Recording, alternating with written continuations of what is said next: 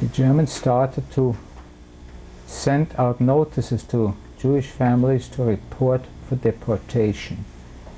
There were transports, some of which went to Riga in Latvia, others to Lodz, which they call Litzmannstadt in Poland, and others to Theresienstadt, which was in Czechoslovakia. A friend of mine was sent to Riga.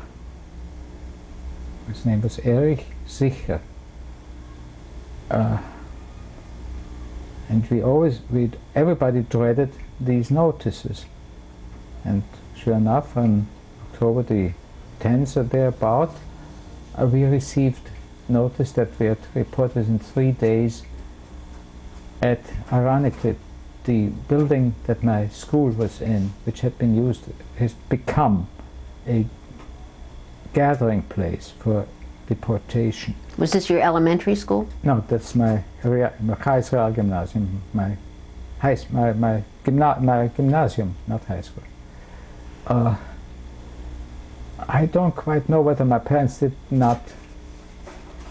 wait the 3 days or not, but I do recall vividly on a Saturday night, around 8 or 9 at night, 3 SS men came to our apartment, which was no longer the apartment, by the way, that we lived in the 9th district. I think I didn't mention that.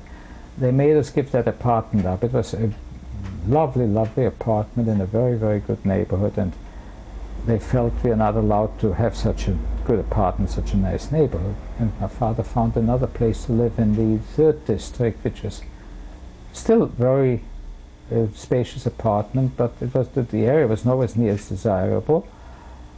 And that's where they came to arrest us. What were you living on at the time? If your father didn't have the movie house, where well, were you? He had funds. He had some funds. He still had funds to live on. No, he had money. He was drawing funds to live on as we went along. And he had still rental income from the apartment house. It was as far as income goes. So he had money. They came to our house and arrested. 3 of us had to follow them. They took us in their staff car, whatever you call these things, to that school. The next morning, it was Sunday morning, I guess, we were interviewed by some SS men, and my father said, "Look, I have papers here.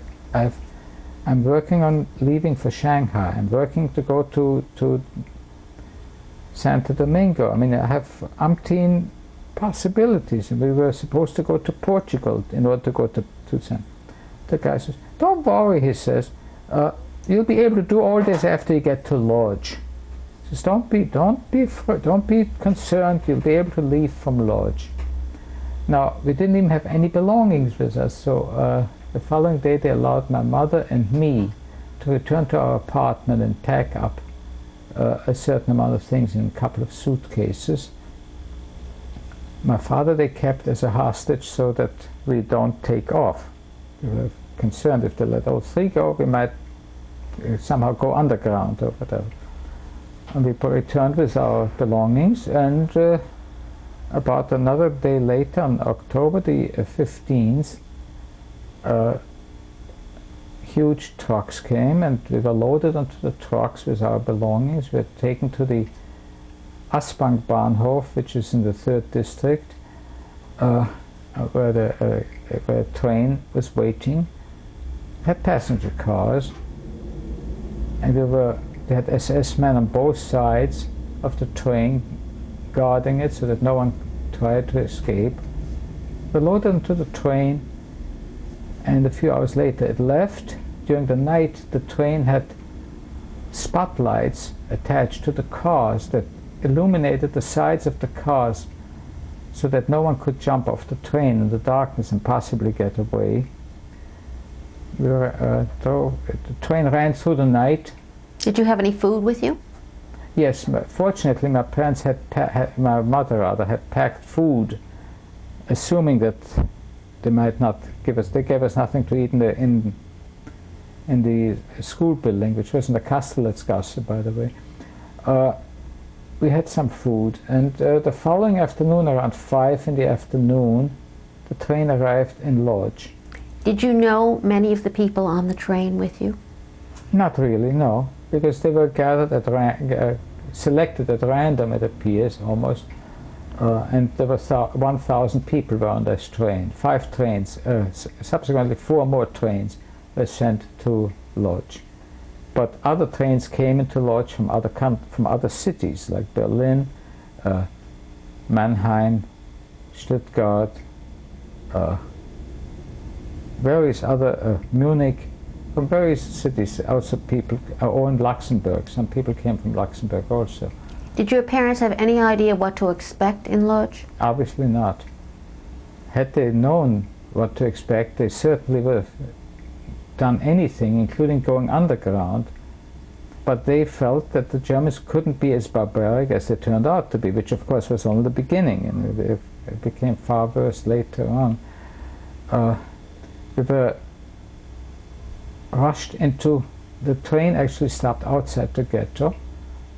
We were rushed into the ghetto by SS men, and once we were inside the fenced-in area, there were local there was local police, Jewish police, that took us to prepared buildings which had high-riser beds, and we were like 14, 15 people in each room. As many as there were beds, we filled up rooms in those barracks.